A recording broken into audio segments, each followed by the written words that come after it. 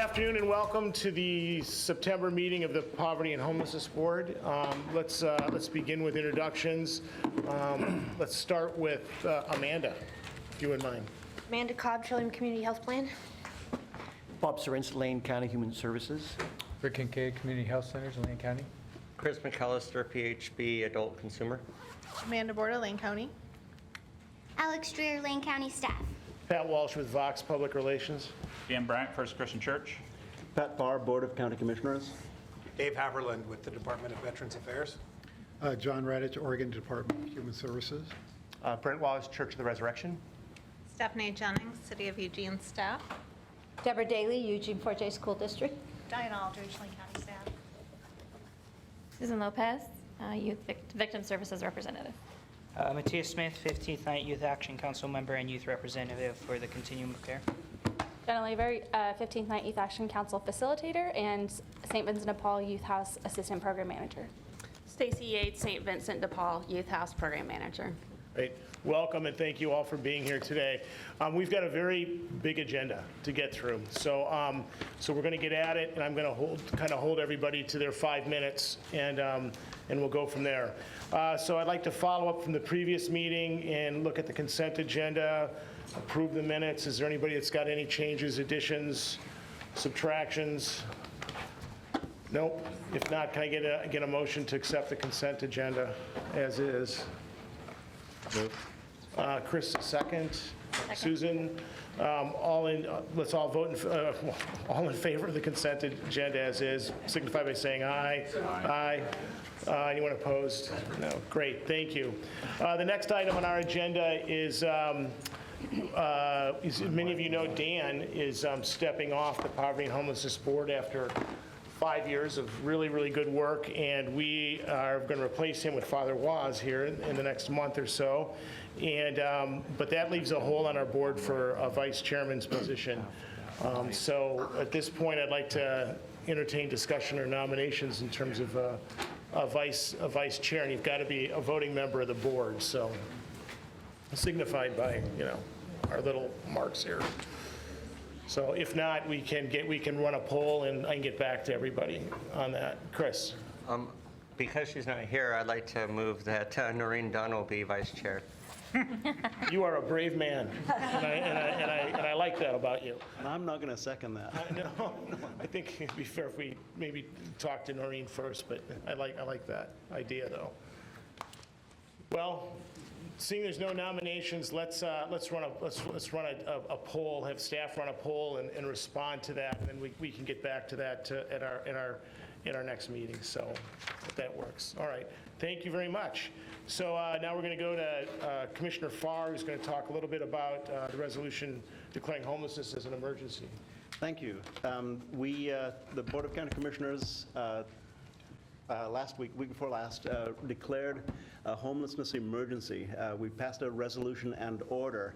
And if you look at the resolution and order, the way it was originally worded, it was stated to be a symbolic order. And a point that I wanted to make, and I actually changed the wording of the resolution ever so slightly, is while it is symbolic in that it doesn't carry any revenue or any work plan associated with it specifically, it is symbolic of the work that this board does and other boards do surrounding poverty and homelessness. And the work that we've been doing as far back as I can remember, back to the day when I first met Dan Bryant in 1995 and way before that the community has been working on it, and that we do have an ongoing work plan that is being developed through the TAC report and through the 10 recommendations from the TAC. So while the order and resolution stands as more of a symbolic resolution, it really is an indicator of the fact that we do pay a great deal of attention to the work surrounding poverty and homelessness, and that we do have this board, the Poverty and Homelessness Board and its subcommittees, and the Human Services Commission, as well as other boards throughout the county that really do pay close attention to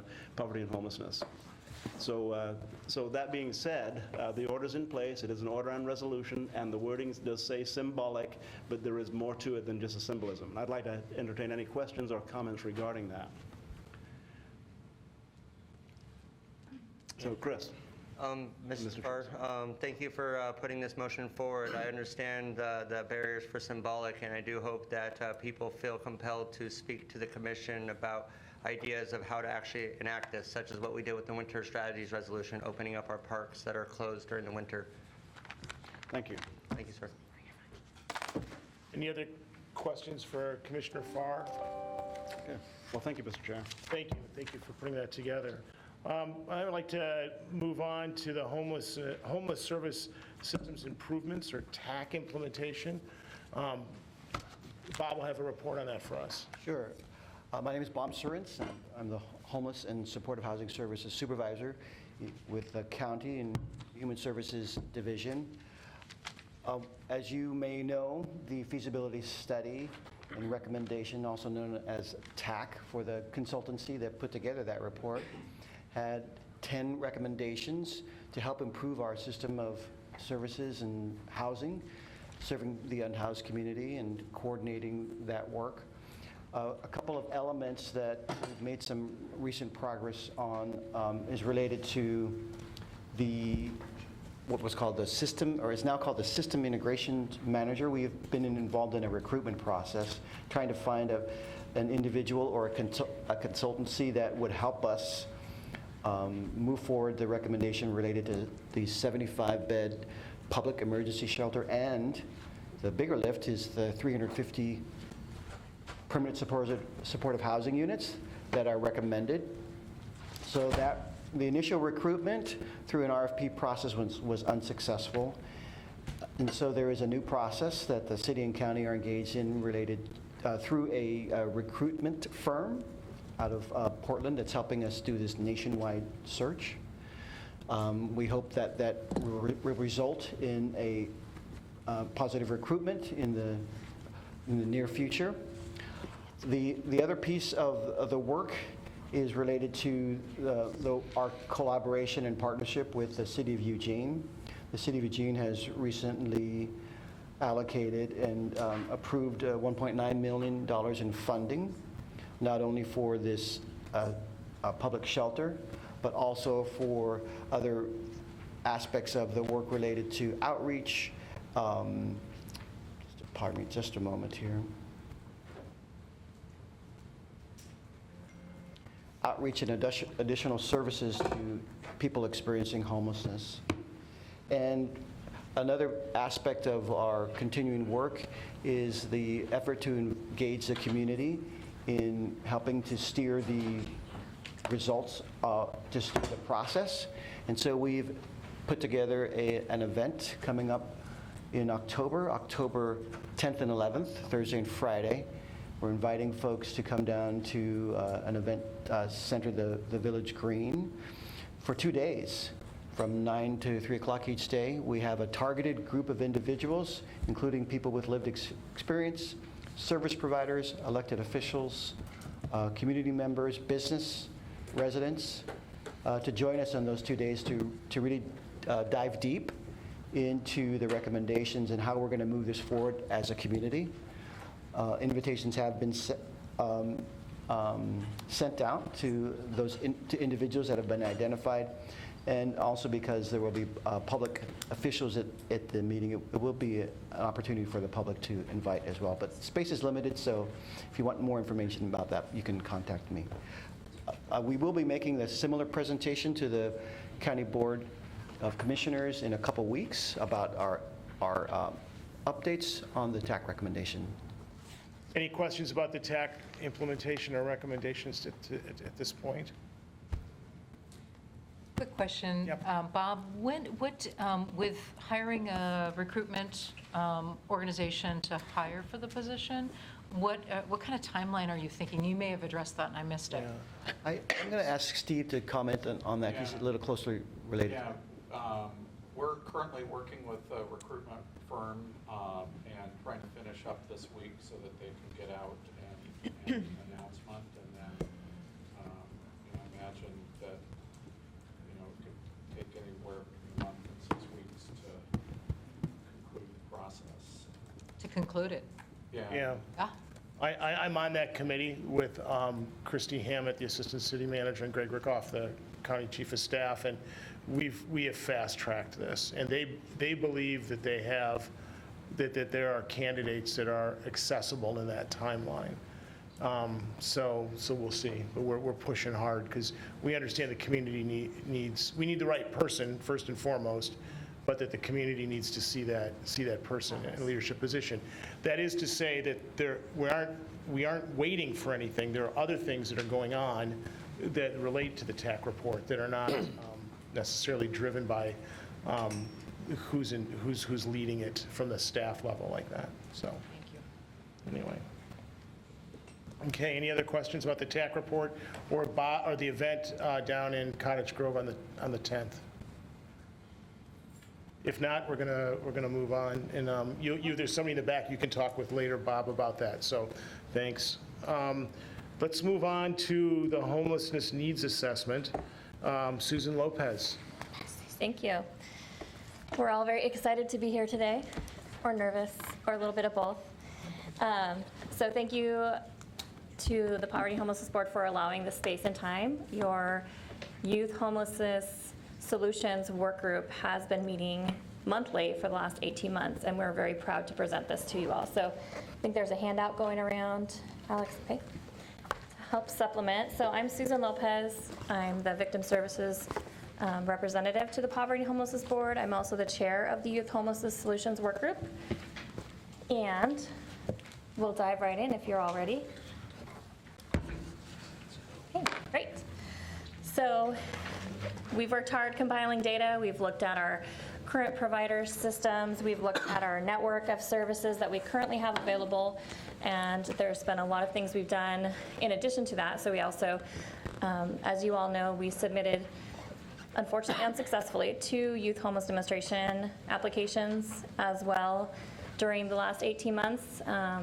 We're hoping the third time's a charm, and we're going to continue to try for that grant, but we did not get it this time either. We have worked on our work plan and really looking at evolving that as we gathered information throughout the last 18 months. And we are very proud that we've had the Youth Action Council as a partner in this process to help inform.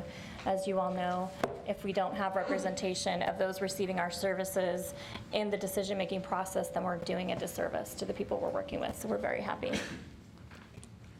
Great. Some of the strengths, our community has a lot of strengths. There's several groups working and collaborating together to address youth homelessness, and this includes the Youth Homelessness Solutions Work Group, which we are all a part of, as well as the 15th Night and Continuum of Care Youth Action Council, which Matthias and I are both a part of as well. 15th Night has over 40 community partners responding to the Rapid Access Network alerts that are sent out. Looking Glass, school districts, McKinney Vento Liaisons, and more are all included in these strengths. External factors. In spite of all the community work, there are external factors that we cannot control. Homelessness is increasing across the nation. Housing continues to become more expensive, while wages and people's income are not increasing. Jobs that pay a living wage are difficult to find, and even more difficult for youth who are trying to build a foundation for their life and save money in the future. So one of the other things that we've identified are, of course, vulnerable subpopulations. And these are vulnerable populations, I would say, from my social work perspective, across the nation and throughout every social service network. However, we identified these in Lane County: youth who are aging out of foster care, human trafficking, youth who are sexually exploited, and child labor, LGBTQ plus youth, youth of color, and of course our non-native English speakers are also at higher risk of homelessness and lacking services to support them. So we identified some disparities around these subpopulations, and some of them include information that our current homelessness service system doesn't provide services specific to LGBTQ youth. There are some resources that are welcoming to LGBTQ youth, and where youth have been specifically trained, staff have been specifically trained to work with these youth and these populations. However, there are limited resources, and specifically in rural Lane County, aside from Looking Glass Rural Program in Cottage Grove, there aren't many resources, particularly in rural areas, for homeless youth.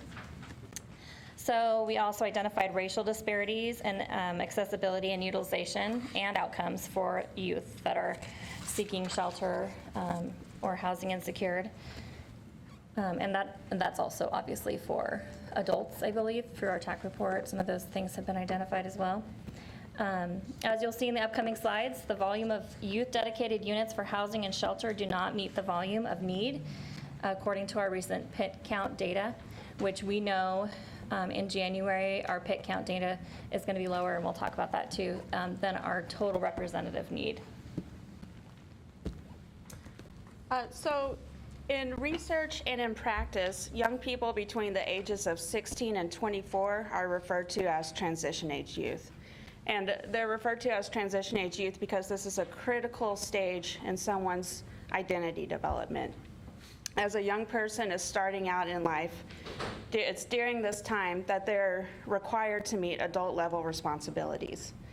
But young people in this age group who have limited means and limited support find it very difficult to meet those responsibilities. During this time, young people also face additional stressors. By the age of 24, 75% of mental health disorders first present themselves. What we found in our community is while there are some shelter beds for people age 17 and younger, there are no shelter beds that are specific to the 18 to 24-year-old range. And the reason that this is important is because we know from research that effective services need to be developmentally appropriate. And if the shelter services that are available to young people are not developmentally appropriate, it's hard for young people to access them, they might not feel safe, and they're probably not as effective. This is a critical intervention time in a young person's life. We can go to the next slide.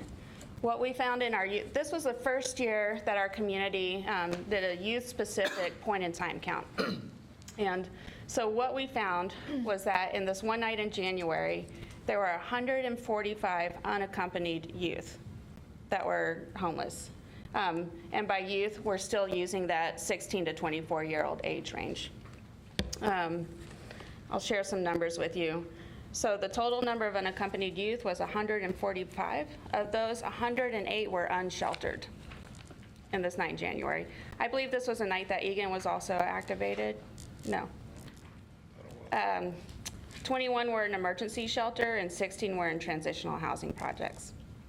The total number of unaccompanied youth under the age of 18 was 26. Of those, 14 were in sheltered, 6 were in emergency shelter, and 6 were in transitional housing. The total number of unaccompanied transition-age youth, ages 18 to 24, was 119, with 94 of them unsheltered. You can refer to these numbers on the first page of your executive summary. And so we have this hard data. We have the young people that were identified on that one night in the point-in-time count. And then as we look at the next slide, what we can see, we have the same figures again. But what we can see is that the youth-specific units that are funded by the continuum of care do not even come close to meeting the need in our community. When I worked for NEDCO before I joined St. Vinny's, I was a responder for the Rapid Access Network.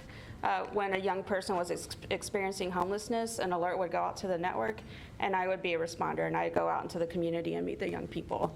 And it was my job to sit with them and describe to them what options they had in our community. And that was a tough job, because what I could tell them was that they had very few options. So there's 20 units of rapid rehousing that's funded by Continuum of Care, that's operated by Looking Glass. There's 19 units that have been added to our community in the last year of transitional housing, 6 for girls at Looking Glass, and the St. Vinny's Youth House program offers 13 units of transitional housing for girls, ages 16 to 18 only.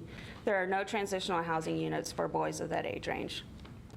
And then there's only 12 emergency shelter beds offered for young people between the ages of 12 and 17. So this next slide shows some highlights found in our youth needs assessment. This is also on page 4 of this whole chart. As you can see, Looking Glass served a total of 1,404 youth. Of those youth, 702 were between the ages of 18 and 21. St. Vincent de Paul First Place Family Center served a total of 1,580 youth under the age of 18. And then their parenting youth under the age of 25 was a total of 58. The largest school district in Lane County, Eugene 4J, ranks 6th in the state for the total number of homeless students, and Lane County as a whole ranks 3rd in the total number of homeless students in Oregon.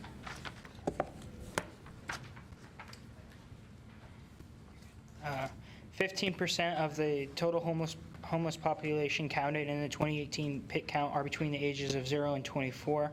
Of the 461 youth who accessed emergency shelter in 2018, 56% entered from a homeless situation. 1 in 20 students in Lane County experienced homelessness during the 2017-2018 school year, and unaccompanied youth households that are homeless more than doubled from 11 in 2017 to 25 in 2018. So one of the things that we were talking about is if you look around this board, that would mean if this was a classroom, at least one of our classmates would be experiencing homelessness this school year, which is tough. So our community has other shelter and housing supports for youth that are not connected to the continuum of care.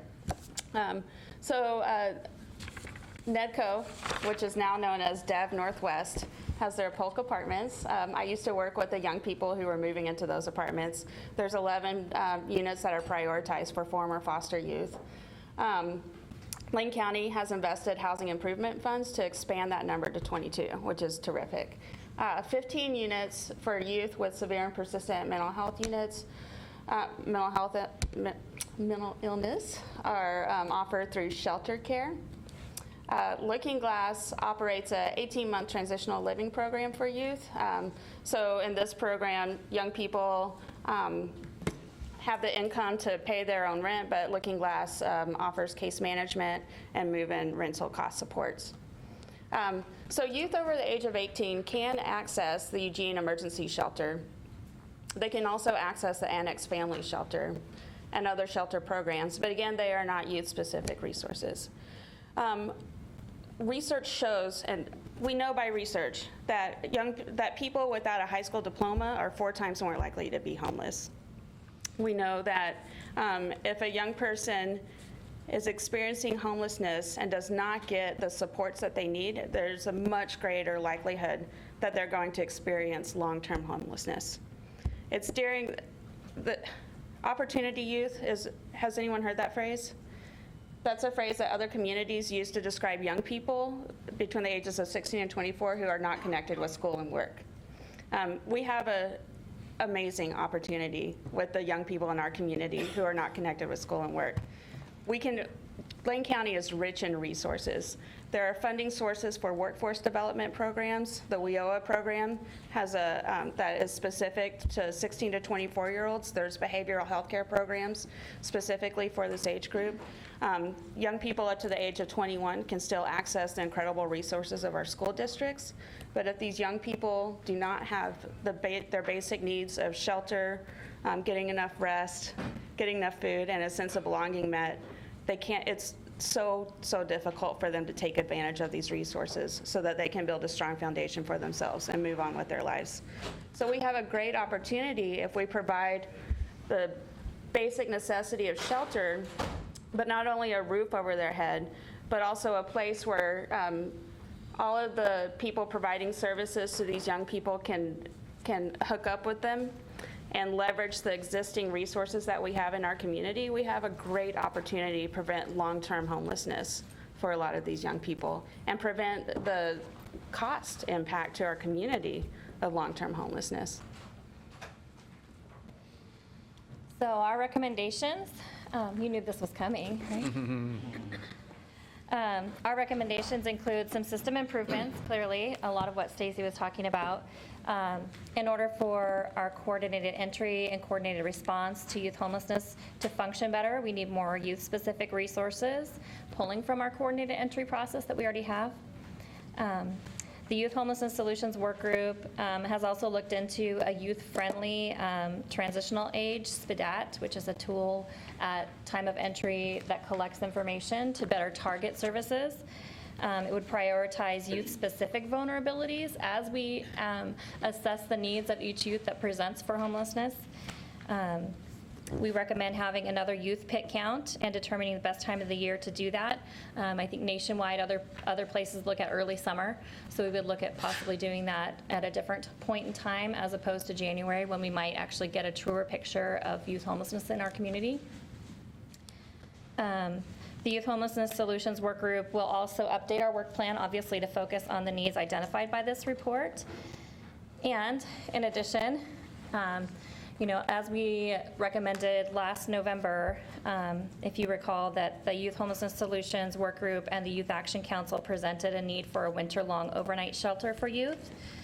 The request was referred to Shelter and Supportive Housing Development Committee to determine scope of work and budget. We did not hear back from that process. We had tried to get it to this committee within time to be built into the biennial budget for Lane County, and that did not happen. So here we are again, kind of asking that you reconsider, and that based on this needs assessment, we really truly need a low barrier overnight shelter for youth, also up to ages 18 through 24 in our community, regardless of the temperature.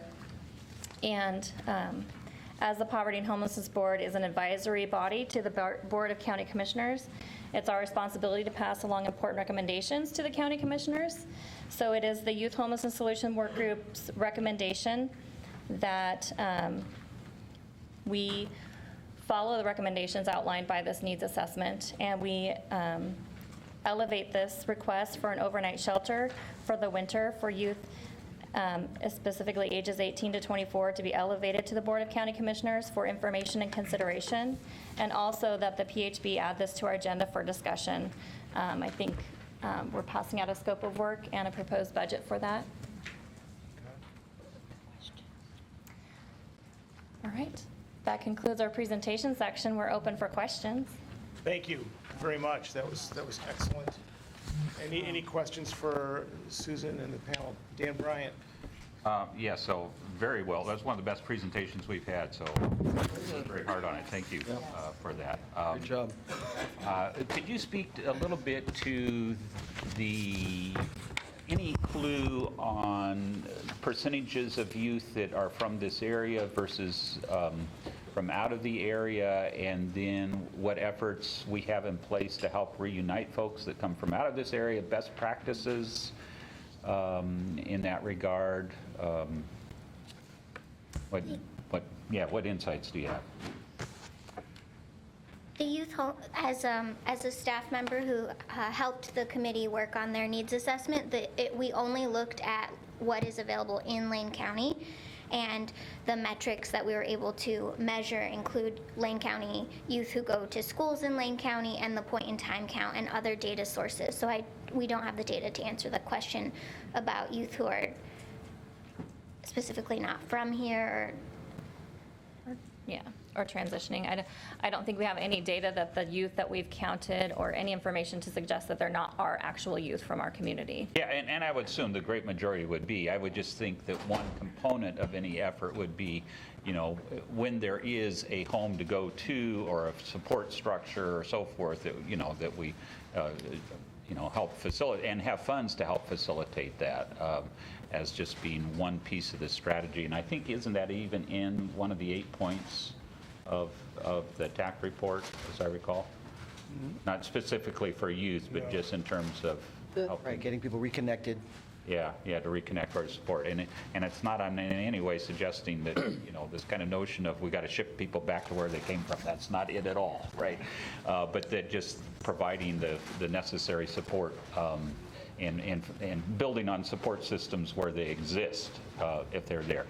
And then secondly, I just want to say, to reiterate what I think here is the key point when we're talking about a 75-bed shelter that we're going to add to our system. It's not going to meet this need. just because of what we know and what folks have shared for us is, and I know this too from the work we do at Opportunity Village, that we don't see very many folk under the age of 24.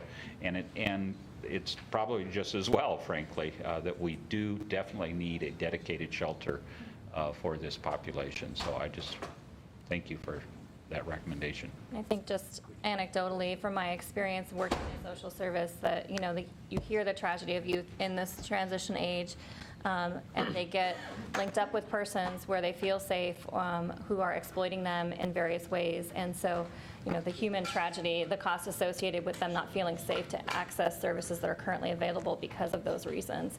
There's a human cost associated with them staying out of the service arrays as well. And I can tell you anecdotally from working at the youth house, we use Service Point. And as you look at the young people in Service Point, you can see the history of the delivery of homeless services to them, right? So we can also see the young people that have been in part of family groups who have received homeless services for many years. And so I have asked for that data, but I was told that we couldn't get that yet. But my question was, how many young people in our current shelter system and served by the continuum of care are part of families that have been receiving services? We know that poverty is a generational issue. And just anecdotally, again, I don't have the hard data, but most of the young people that I have met with grew up in this area, and they're from this community. This area, Lane County, has such a high rate of family homelessness that as young people are growing up and their parents can't provide a place for them, or they can't stay at wherever their parents are staying, then they enter our homelessness service systems as individuals. Just not to belabor the point, I really think that is important. That's an important story to tell, because I'm getting pushback from some of my funders who have this concern that we're providing all these services for out-of-state people. And to the extent that's not true for this population, I think we really need to emphasize that we're talking about taking care of our own.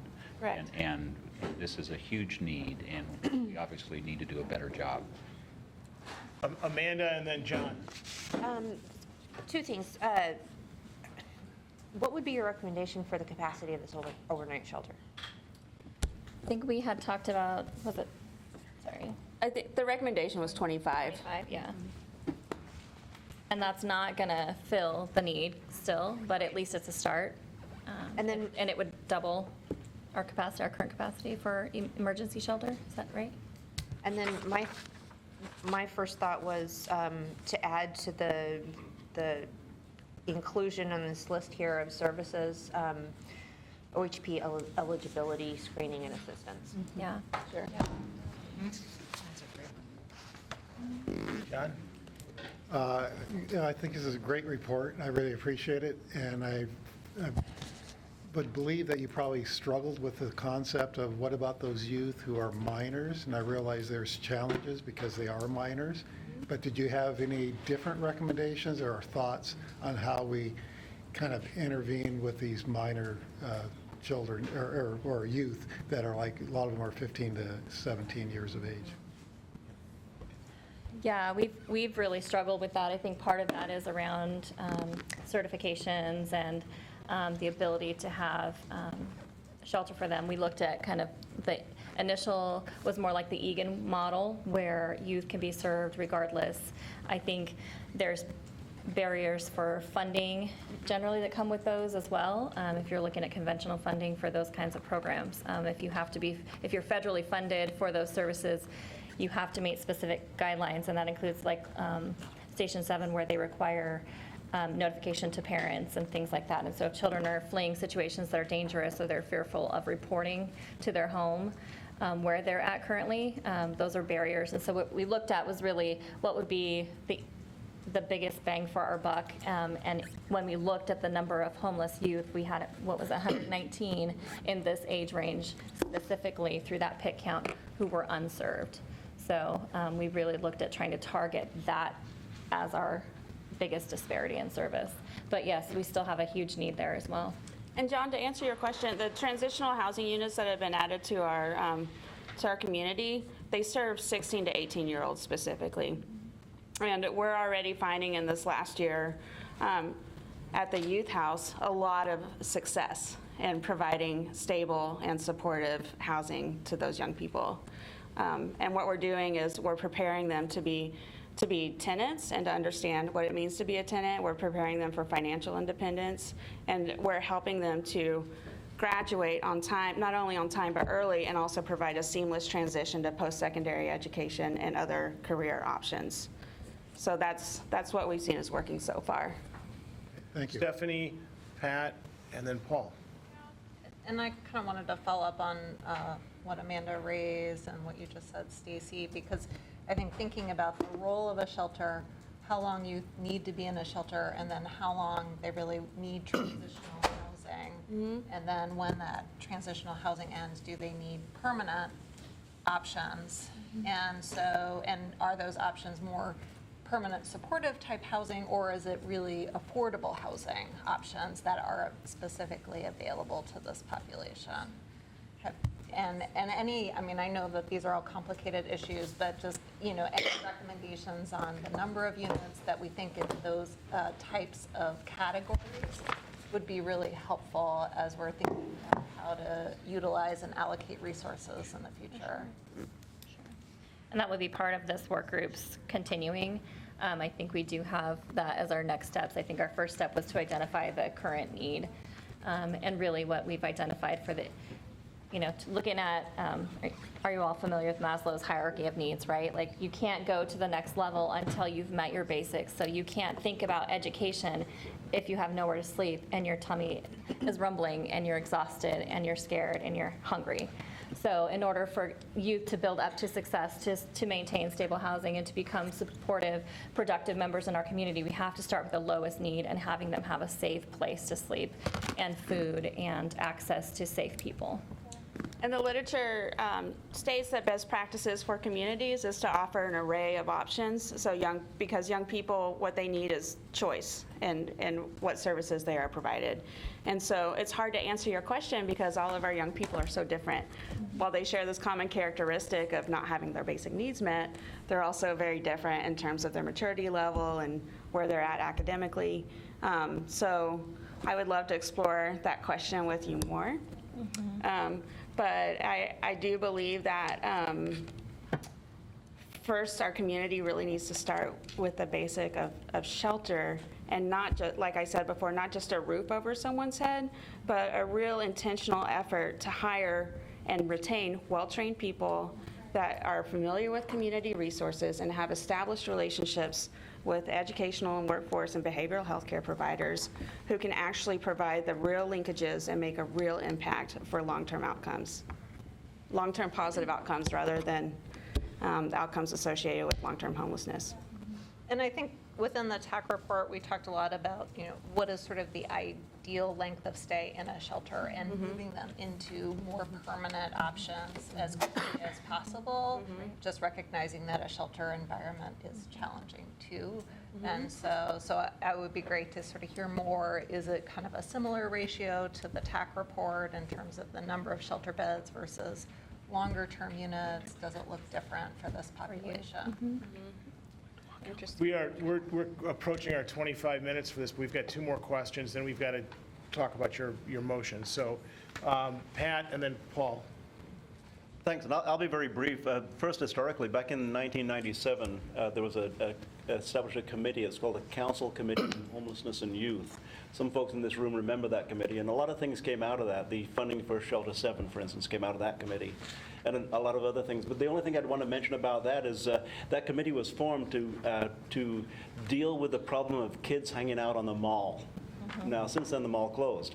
And but one thing that Dan asked was, are these kids from here or are they coming here? And that's what we found out at that point in time, is that these are kids who live here, who are from here, from our local schools, from local families. And I don't think that's changed since 1997. That committee met for a total of almost 5 years, and the Eugene Camping Ordinance came out of that committee. But significantly, it was the first real look at kids and really realizing that we have a problem with our kids who are born here, grown up here, and should be living in families or in sheltered housing here. So good work on this, and good work at the present. I'll support whatever it is you ask for. I've got my checkbooks in my pocket. The county checkbook? Big one. And the second thing, the timing is perfect because the Board of County Commissioners through the Poverty and Homelessness Board is really paying close attention right now. And one way that we're paying attention is we're looking at unused space. We have a wonderful campus, the Surview campus, that has a lot of unused space, including one entire pod that's not being used. We're going through a process right now to see what is the best, highest use for that pod to serve kids in our community. And I'd like to point out that Tonna Nelson's in the back. Tonna's the transition specialist for Springfield schools, and she's working on the group that is working on an RFP for that particular pod. So help is in sight and on the horizon, but there's a lot of work to be done. Thank you. I just want to add to that to just remind you that the pod is, the project is for 11 to 17-year-olds. It does not, address the 18 year. Thanks for pointing that out. Great, thanks. Paul and then Noreen. Susan, I wonder if your work group is spending time thinking about justice-involved youth, in part because they also experience high rates of homelessness. Those that are under the auspices of the Oregon Youth Authority are also kind of 16 to 25-year-olds. And while the state may provide transitional housing for Lane County youth anywhere in the state, they also, and there are a few programs here, including Sponsors and Looking Glass, they experience very high rates of homelessness. So and I consider them a vulnerable population, particularly women who are justice involved. So I just wanted to throw that out there and get your thoughts. Yeah, and I think, it's, as we've evolved, I think our initial step was, wow, a youth pit count. And then from that, it's evolved to, let's make sure we have enough data to accurately serve these populations. We didn't specifically look at DYS or OYA involved youth as a separate category in this group. We didn't ask those specific questions. I think those would be important for us to know what kind of points of contact do we currently have, what points for intervention do we have for these youth ahead of homelessness. And so going forward, we will look at it for sure. Can I say really quickly, we get referrals to the youth house from a lot of different sources, and a person from OYA, a probation officer, called and asked to refer an 18-year-old. She's from Lane County. Her parents are couch surfing. She tested positive for marijuana, but she was sent to a stabilization center in Klamath Falls, which is an unused pod facility that they're using. And she said there's nothing like that here in Lane County. And she wanted to refer her to the youth house because then she could be in Lane County where her family is from and start working and establish stability here so she could move into the rental market here. And she kept saying there's just nothing like this in Lane County. So this shelter would, again, if it's a shelter and intentional high quality supportive services, would really meet a need that is present in the community of people who are involved in criminal justice. Okay, Noreen, and then we're going to get to your motion. Okay. Mine is a little bit flippant. So did Commissioner Farr say that study was done in 1997? Yes. We have an epidemic in this community of young people who are experiencing homelessness. And I just want to go on record saying, I hope it's not another 22 years before we figure out how to create some action. And I think the work that Tana and the 15th Night folks are doing is amazing. I think we need exponentially more. This is the future. And I know I'm speaking to the, preaching to the choir, but this is an issue that's so important. And I'm happy to help serve on this committee or whatever to help levitate some of these activities. We can't sit around and pontificate anymore. Wait anymore. Nope. Right, you're absolutely right. Thank you. Yes. I know you said it was the last comment. I just wanted to jump in. So I'm representing Jacob today from Home Forward, but I just wanted to call out, we're working really hard to strengthen our partnerships, and I know Looking Glass is on that list as well as a few others to create kind of additional move-on strategies, and I know we're working closely with the county to develop move-on for COC, but just yesterday we met with a group of partners, including Looking Glass and a few others, about expanding access to Section 8 vouchers for those moving out of transitional housing. So I definitely think that's a role we can play, and how do we facilitate facilitate, like we have limited resources within permanent supportive housing and transitional housing. How do we help move people on to Section 8 vouchers and make that a successful transition? So we're in it. Great, thank you. Susan, do you, Sean, did you have? No, okay, Susan, do you want to make your motion again? Yeah, I think actually Ms. Daly was going to make that motion. She Okay, also why don't you serves go on the ahead. committee. All right, I move that the recommendation from the Youth Homeless Solution Work Group and the Youth Action Council regarding the need for a low-barrier overnight shelter for youth ages 18 to 24 years in our community be sent to the Board of County Commissioners. In a second? Second. Noreen seconds. All in favor? Aye. Aye. Opposed? No. Great, thank you. And, then I think I can just put this on our agenda for our next meeting. I'm wild with power right now. Put something on the agenda. So, yes, we'll do that. Great, thank you. Thank you for a great presentation. Appreciate it. Yeah, Sean. I just have a question because Dan brought it up about the perception of people coming from out of town who are homeless. And being here as long as I have, there's kind of there was the pre-recession and the post-recession. And so some people, pre-recession, the travelers, as people call them, and were in the newspaper where they would come from out of town. But post-recession in Lane County is very, very different. And I think there is a confusion that the travelers are the folks that are homeless, but post-recession, those are community members, but they're still, because my experience is that people who come from out of town now, or at least who show up at my agency, when there's nothing here, if we can give them $35 for a bus ticket so they could leave, they leave. They're not like hanging around on a wait list and so I think there's this big of not understanding what the recession has done to folks, and that a lot of folks that we think are travelers are actually our community members who at one time did have housing, they did have jobs, they were stable, and now they're not. Right. Thank you for that. And thank you for your good work. We appreciate it very much. A couple things. We have a hard stop today at 12:45. The 12:30. The meeting ends at Well, but we're going to have to be out of here by 12:45. So there is lunch served. 12:30. We have to be out of here by 12:30. We have to have the whole place broken down and vacant. By 12:45, right. So that would be okay. We can do, all right. But lunch is served. If you guys want to get sandwiches while we finish up the rest of this, feel free to do so. The community needs assessment, Alex. All right, welcome everyone. Alex Dreer, Lane County staff. So we have completed the community needs assessment for Lane County as a community action agency.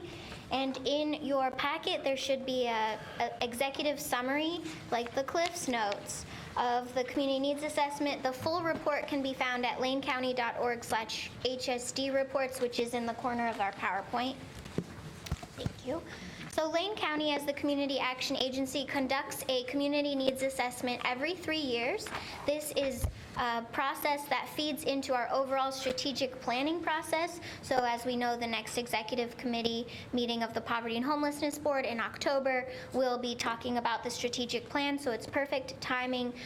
The community needs assessment feeds all of our information about strengths and needs in our community. What is it that we need to invest in? The process is that last year, Lane County staff sent out a community needs survey. We received over 1,600 completed surveys from different constituencies across Lane County, including advocates, people in this room, consumers, and providers of health and human services, people in the education, business sector, law enforcement, faith-based community. So all across Lane County, we got feedback about what people saw as biggest needs, what things are easy to access as far as services, and where people would like to invest if there's additional funding. And the community needs assessment also analyzes secondary data sources such as census data and other items to give us a full scope of the need in Lane County. Lane County has some unique challenges. We have a very high poverty rate. Our poverty rate is 18.8%, which is higher than the statewide average as well as the national average. So that's about 1 in 5 residents of Lane County living at the poverty level based on the federal standard. The average family in Lane County spends more than 60% of their income on housing and transportation. And for families that live in rural areas, the transportation cost burden is even higher because of the long distances to travel and different modes of transportation, such as the infrequency of public transportation. Lane County has a high number of people experiencing homelessness, especially unsheltered homelessness, as you are well aware from the public shelter feasibility study. We have an oversized population of people experiencing homelessness compared to the size of our community. And we also are underperforming in 4 out of 6 homeless service measures. So these are system performance measures that we report to the federal government for the different funding streams that we receive, and we are underperforming compared to national and regional averages. So here is an overall ranking of from survey participants aggregated. When we ask survey participants what is most important to prioritize for funding and what is least important. And I will go into great detail. The most important was overwhelmingly housing. And at the very bottom, when people were asked, given a few resources, what is least important to invest in? And people said sanctioned homeless camps. So going through that, the top 4 identified needs by the Community Needs Assessment were housing, low barrier emergency shelter, basic needs assistance, and domestic violence services as well as navigation services were a tie for number 4. So here's also a general look of, you can see how housing is overwhelmingly, this blue, overwhelmingly people are like, housing is the most important thing to invest in, housing of all types except for millionaire mansions, essentially. Followed by emergency shelter, everyday basic needs, domestic violence and navigation services. And then we get into what is the least important to prioritize given limited resources. And that's healthcare cost assistance, likely because with the Affordable Care Act and changes in healthcare, that is less of an issue for families. Parenting support, job search assistance. It was considered by the survey respondents that job search assistance was easy to access and utilize. And the least important across groups was to invest in sanctioned camping. So housing, the number 1 need was to invest in housing, help people remain in their homes, prevent homelessness, and if they are seeking shelter, quickly divert them or mediate the situation so that they never have to enter shelter at all. As we know, the point-in-time count saw a 32% increase in sheltered and unsheltered individuals experiencing homelessness, which was surpassed only by Multnomah County for the highest percentage of households experiencing homelessness across Oregon. The average renter would need to work more than 69 hours at minimum wage to afford a 2-bedroom apartment. So we know that we have low vacancy rates, very high rents, as well as wages that do not provide living wage accommodations. The second highest need was low barrier emergency shelter due to our oversized homeless population. Our emergency shelter and transitional housing inventory, at the same time that our need has grown, our actual inventory of emergency shelter and transitional housing has decreased 34% since 2010. And I will say this does represent a transition, a different priority shift from the Department of Housing and Urban Development, where they have recommended that continuums of care communities not invest in transitional housing, which is transitory, you're still considered homeless in that housing type, but rapid rehousing instead. But still, our emergency shelter resources have shrunk. Oregon is one of 5 states nationwide where more than 25% of the families with children who experience homelessness are unsheltered. Nationally, the average is 10%. And we had at any given time, there's 375 or more households on the central waitlist who are experiencing literal homelessness on our central waitlist, waiting for a referral to housing. The third most identified need was basic needs assistance. So this is this includes hygiene support. This is when you're going for a meal site, help with transportation, showers, laundry. 1 in 5 in Lane County residents lives in poverty, and so the number of people in poverty affects the need for basic needs assistance.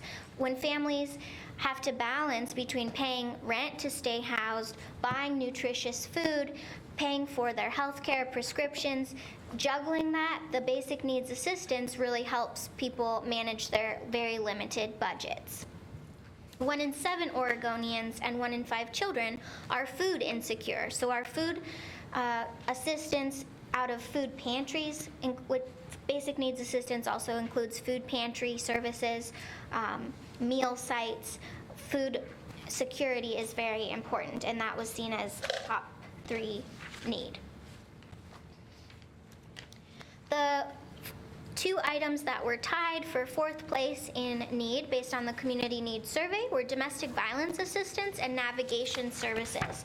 So domestic violence assistance would be emergency shelter for people seeking to flee domestic violence, and services for people, including safety planning. There are 29 emergency shelter beds across Lane County for people fleeing domestic violence. There's 1 safe house in Eugene and 1 in Florence, and that is it. And they are consistently at capacity.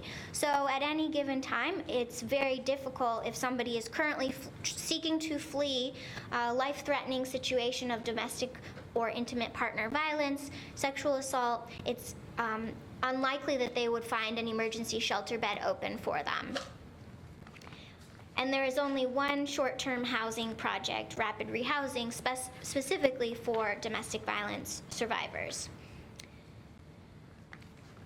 And for service navigation, people identified that while there are services that are mostly at capacity, they are confusing for the general consumer to navigate, and they could benefit from people who will help them navigate what is available for them. This is just a general overview of Lane County.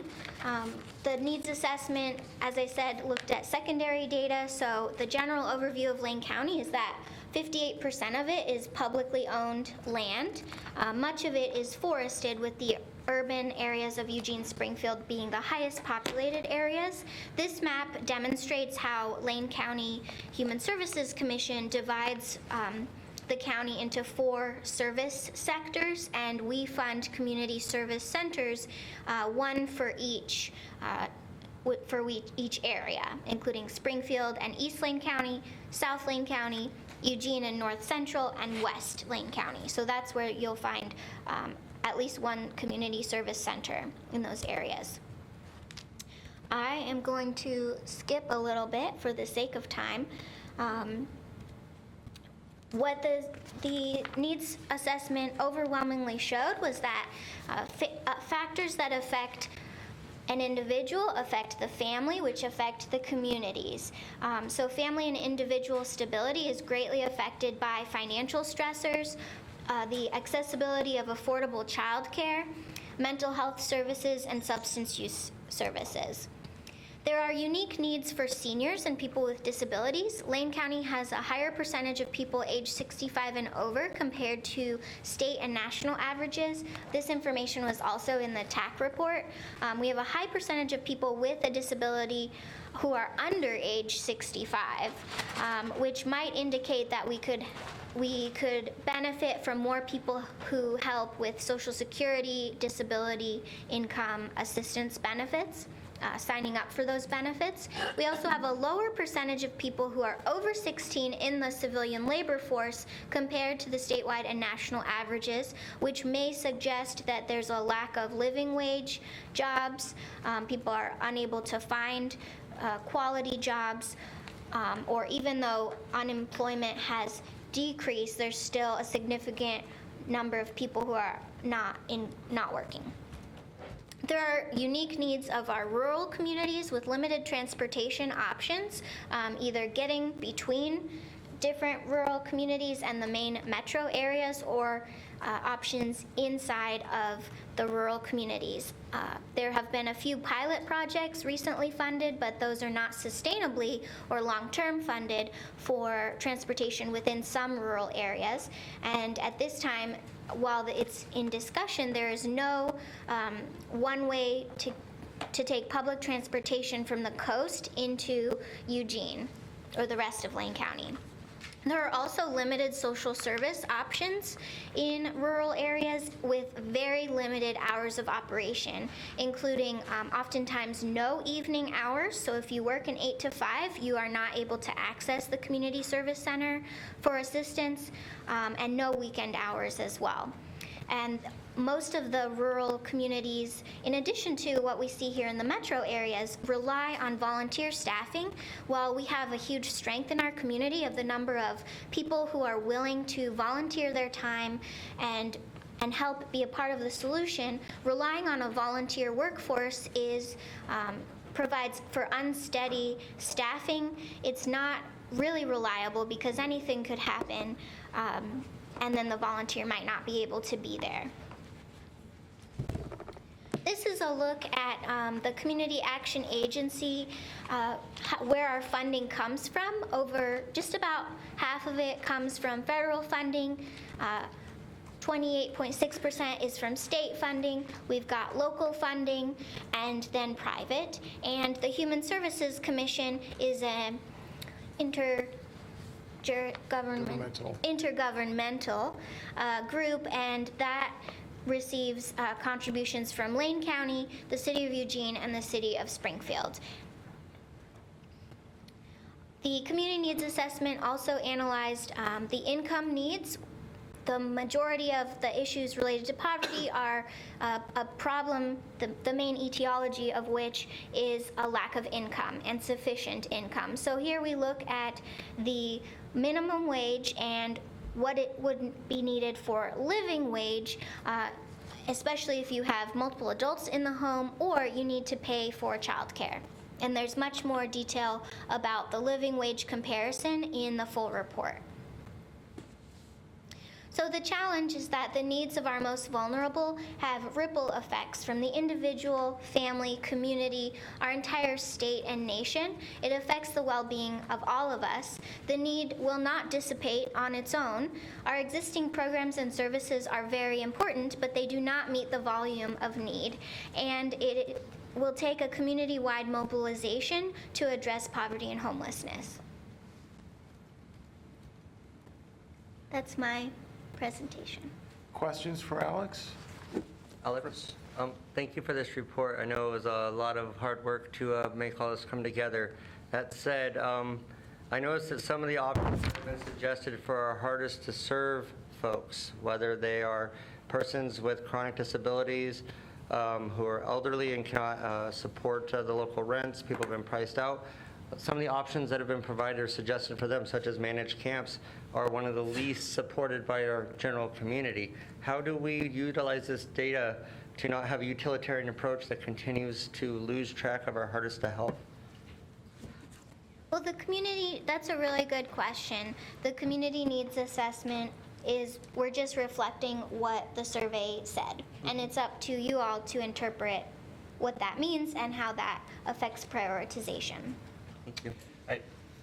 My immediate response was there's a little bit of a disconnect between the second priority and the ninth, so it's more of a question, and to the extent that the unsanctioned, or sanctioned camps, actually they are, serve low barrier. And if they serve low barrier, then it is, so there may be a perception issue there. I don't know, but. Thank you, sir. Right. John? Yeah, I was struck by navigation and access issues, because that's one of those things that's really low cost, and it's really incumbent upon many of us in this room to figure out a better ways that people feel comfortable and have different ways of accessing, and it's easier to navigate through there, because you won't get enough navigators to help them, but people, if you set it up the right way, a lot of them can navigate themselves. But I think we've made things probably too complicated, and I think we have control over that if we wanted to work on something like that. Thanks, John. Paul? I don't want to disparage the work that went into this, but it feels like we spend an inordinate amount of time looking at surveys and reports that tell us what we already know. So to that end, much to Noreen's point, I hope this isn't another report that we'll look at 10 years from now and see that we've barely moved the dial on. And also, I do have a question about the survey. So do we have a sense of the demographics around the people who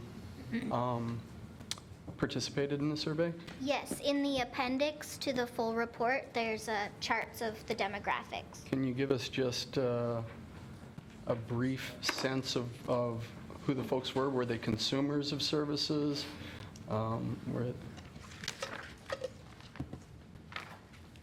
So consumers were 527, which is the bulk. So the highest respondents were consumers at 527, social service providers at 562, and then below that was general Lane County residents at 335.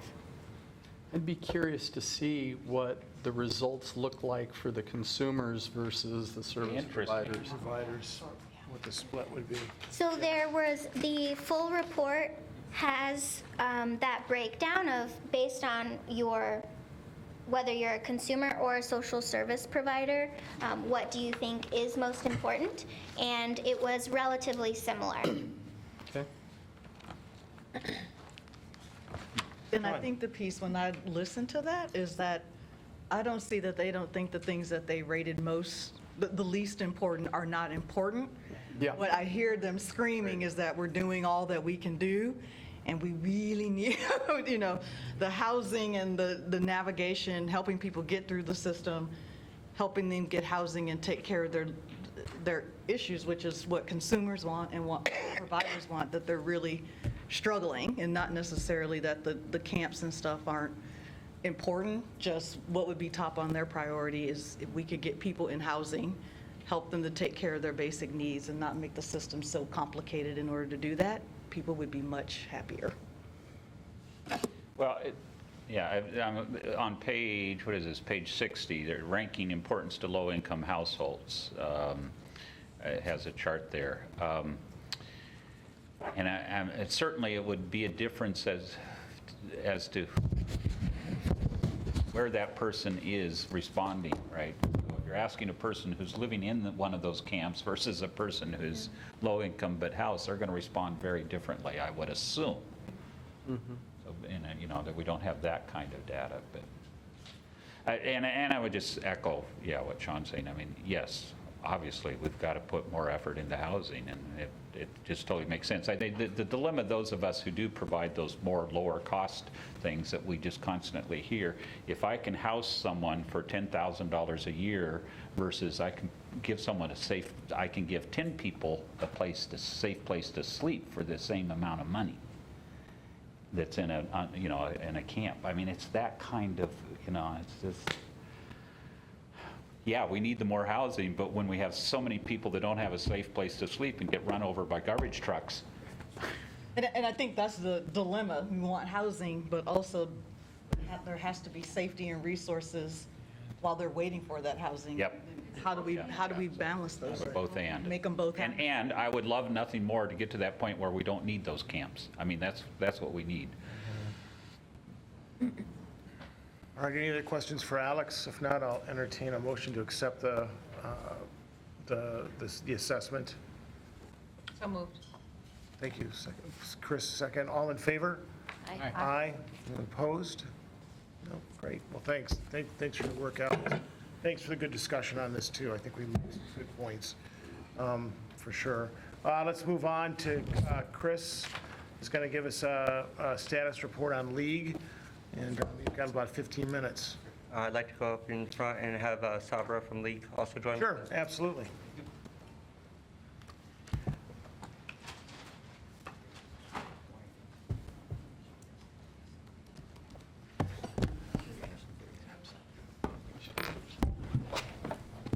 Thank you, Mr. Chair, PHB. My name is Chris McAllister, and I'm here representing League. I'm Sabra Marcroft. I'm also here representing League. Okay, move this over here so we can both be heard. Thank you. Today we're here to present the State of the Homelessness Report. This is a report that is part of our work plan, and as such, wanted to both share what we have observed, what we've helped participate in, and what we aim to advocate for in the future. I personally like to dedicate these findings to the 12-plus people that I know who have passed away on the street waiting for our implementation to be enacted, including 2 gentlemen and 1 lady who have passed away in the last 30 days. That said, there will be follow-up information, including the strength, weakness, opportunities, and threat assessment, helped being provided by Amanda Border, our staffer. And we will also be sending out our League work plan. So with that, so begins the League report. We of the Lived Experience Advisory Group for Unhoused Engagement, known as League, are active participants in advising and problem solving as homeless and formerly unhoused people from across the spectrum of age, experience, and barriers. Some of the considerations within are from our direct experience, while others have been collected through the outreach efforts this body has done in both pursuing work plan items as well as being consumer feedback moderators for our continuum of care recipients. Our concern with the growing number of unsheltered and unstably housed, and the lacking inventory to help mitigate this is not far from our thoughts. With that known, we have identified issues and solutions that we feel will reflect the type of action that is presently missing or applied in a less than optimal format. Our work plan seeks to identify resources or issues, enhance services and knowledge, and advocate for gaps and barriers to be addressed on safety, dignity, hygiene, and safe places to be. This past year, our group has led focus groups for our Continuum of Care program participants, advised on the 51 permanent supportive housing units known as the Commons, met with the director of Egan Warming Centers on current winter practices and concerns, as well as the county administrator on Camp 99 goals and needs, while inventorying community access points for disposing medical and drug-related waste, toileting, and storage. We have participated in the TAC report and contributed to strategic plan advancement while also making suggestions and requests of action for our most immediate needs. Winter preparation, troubleshooting complex situations, and community options for basic needs have been recurring topics, while low barrier shelter and navigation of safety information and personal services are short-term requests. Our group has taken these goals heads on, and while the barriers remain, we feel they are obtainable. A safe place to be, while simple in concept, has been one of the hardest to achieve, with limited resources, high barriers to basic access, and specialized services paired with generalized populations. The hardest to help are often left to fend for themselves, while the chronic homeless get basic services but not many avenues for upward mobility or the safety net to prevent those with barriers from falling back into the unhoused status are missing. From seniors priced out in their family homes to failing health taking a myriad of residents from their jobs and houses, the needs are as varied and spread out as the population. When opportunity or need surfaces, multiple groups vie for the same funding or are presumed responsible for coverage that doesn't exist. With outreach not necessarily tied to realizable goals or needed triage, we find community attempts to fall short of these desired goals. Housing navigation specialists can't house people with no housing options. Untreated mental health needs or medical barriers cannot meet stringent guidelines for siloed providers. The ER and police stations are not outfitted for homeless intervention, nor are they up to date on current services offered locally for the most part. Permanent supportive housing is often lacking support to keep those people in that low barrier entrance housing, and behaviors expected by inhabitants are often barriers to getting support services, thus increasing the likelihood to return back to the street. We are concerned that investment in PSH permanent supportive housing, without assured wraparound services is only going to help a small portion of the targeted population, and presumed coverage will mask the full need. The lack of emergency respite, medicine storage, and dignified medical-focused treatment when providers learn of housing status have increased the likelihood of poor health, worsening conditions, and death. It is because of these considerations, and in light of the PHB's strategic plan, we ask the body to request the following. First and foremost, safe places to be in whatever capacity needed until our TAC recommendations are fully implemented and the housing stock presents options for the solutions offered. Transitional campgrounds per HB 2916 could be used as a reference point. Access to bathrooms, showers, and waste disposal to mitigate hygiene and sanitation concerns while restoring a bit of dignity to those who are weathering this situation. We strongly urge this body to speak up on deferred criminalization until we have cleared the current emergency conditions we find ourselves in. The ticketing, processing, and punitive efforts for issues with no known options or high barrier remedy are costing more than just community dollars. This concludes our request. We need access to hygiene, we need access to shelter, and we need access to justice. There is no justice if we are criminalized, if we are ticketed, and then we are told you are not welcome here. As a former homeless youth who came up through our systems that don't exist anymore, I advocate for both the youth shelters as well as the adult shelters. We need options that actually represent our entire population. Our entire population. And crisis beds need to be able to handle people who are incontinent, just saying. So, we are open to questions. We have an 8-member board representing homeless and former homeless persons. Most of them cannot handle the time frame which we meet because they are trying to stay housed or are currently working through their barriers as unhoused folks. Mr. Chair? Questions for Chris? Or Sapra? I have a comment, and this may be appropriate or not, but I'm going to throw it out there anyway.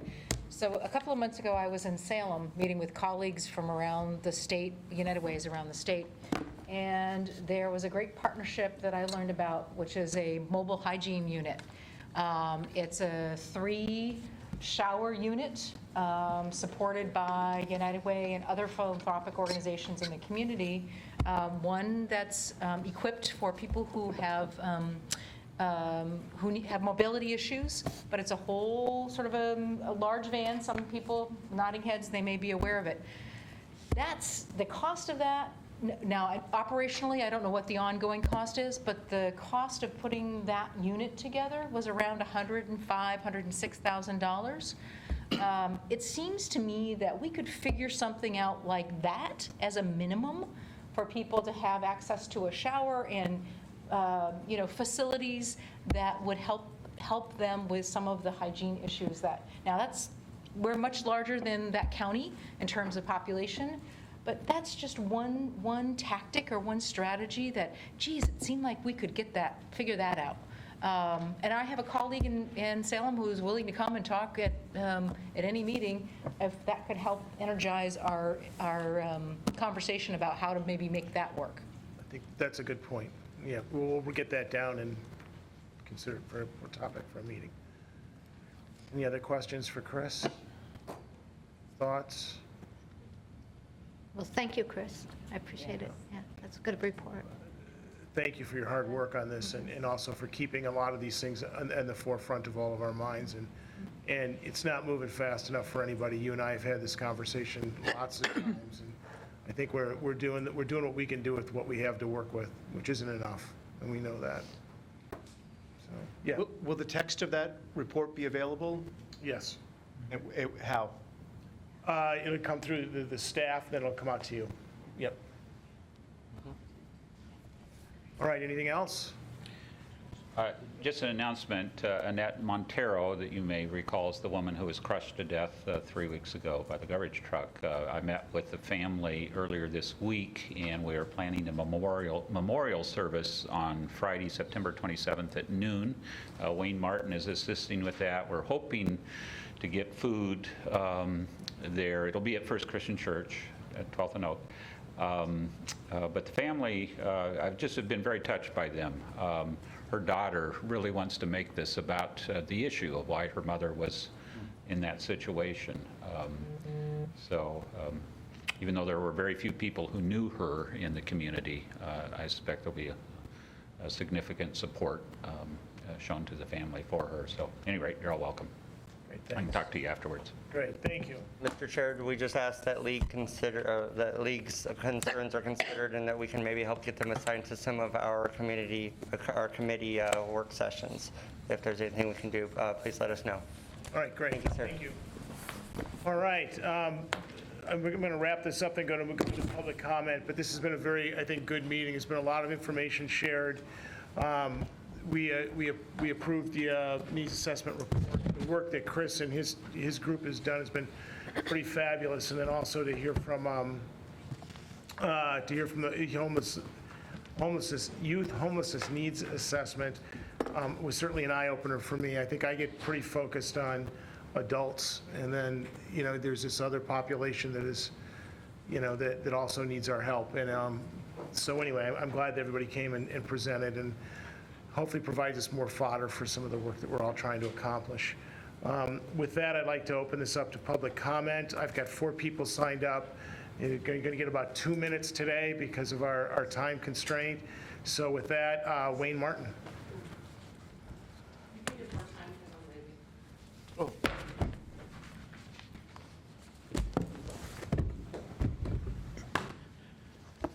Thanks, Wayne. This might surprise you, but I have a question. How's everyone? Busy. I'm sure there are other answers. It's actually not really a question. How's everyone? Is actually the name of an organization that has been in the process of forming for the last 3 months. How's everyone? It's a fascinating organization. We started meeting, as I mentioned last meeting, with Peter Siobhan, who is heading up efforts to implement the 2 or 3 pieces of the TAC report that the city has undertaken. And one of those is component number 1, which is to hire part-time employees to do outreach work. So 6 of our initial members have been hired and are working directly under Peter, doing this kind of orientation work, which if you look at your TAC report, it's item number 1.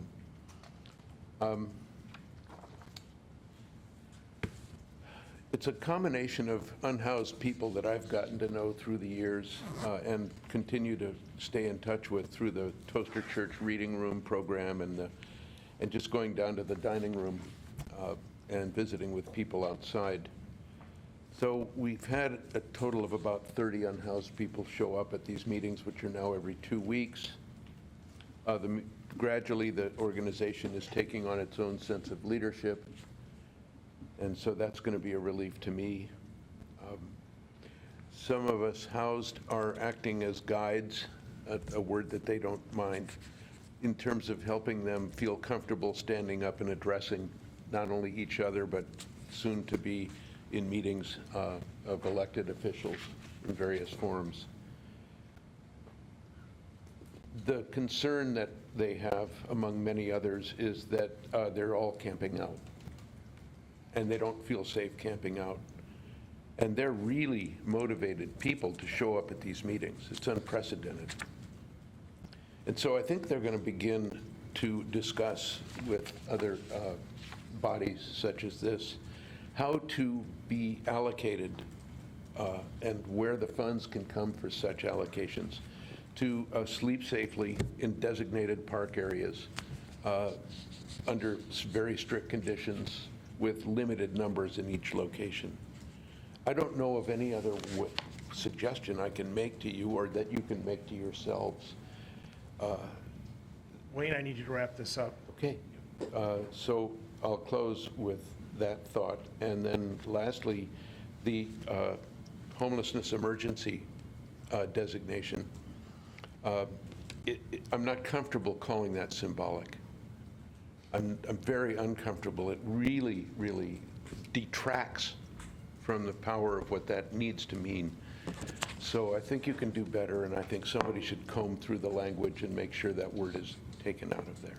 It'd be like calling Hurricane Sandy a symbolic emergency. Great. Thanks, Wayne. Arwen Moss Despain? And she had to leave. She had to leave, okay. Dorothy? She left. Overton left, okay. Let's see, I guess I've got Brittany? Rain? She left. She left. This gentleman didn't get a chance to sign. Did you, okay. Okay, great. Come on up, tell us who you are and. Hi, I'm sorry I came in late. I was informed of this meeting in the middle of it, but I ran over. My name is Joshua Caraco. I'm the hotline manager for the newly formed 501c3 nonprofit Springfield Eugene Tenant Association. I will not waste too much time, as there's a lot I even missed and can't respond directly to. But I want to tell you a little bit about what we're doing, because it overlaps so nicely with so many of the things recommended in the TAC report in terms of navigation and prevention services. And there was, a minute ago, a comment was made kind of that sometimes we're deciding between sheltering people now and housing people later, but I really want to stress that the preventative services are really valuable. The TAC report said that even adding a shelter will still lead to increased numbers of homelessness. And what we do, well, we do a lot of things at CEDA, but the main thing we do at the Springfield Eugene Tenant Association at the moment is we've started a hotline that renters can call with their questions. And we've been open for only about 3 months or so. We've only fielded about 50 plus calls.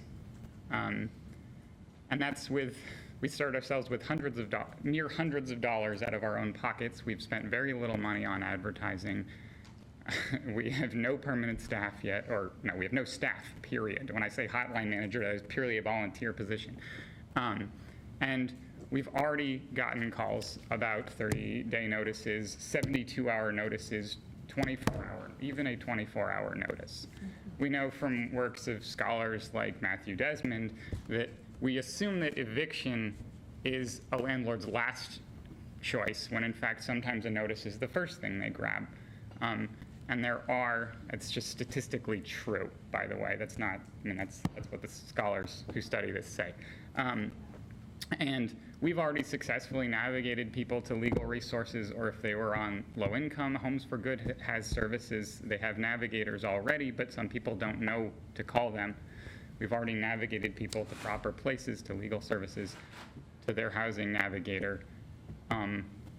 We also can give them advice, a 72-hour notice. Often if you can pay it, just paying your rent and dealing with the other issue later is the best option.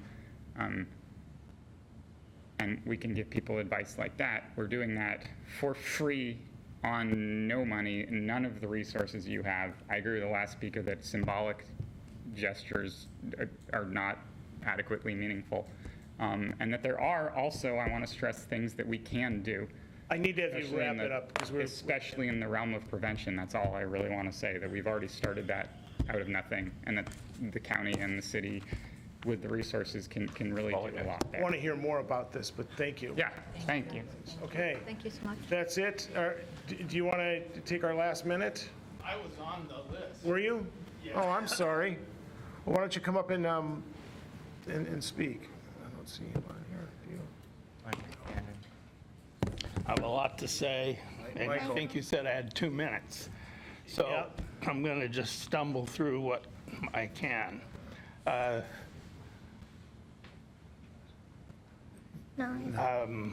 don't even know where to begin, really.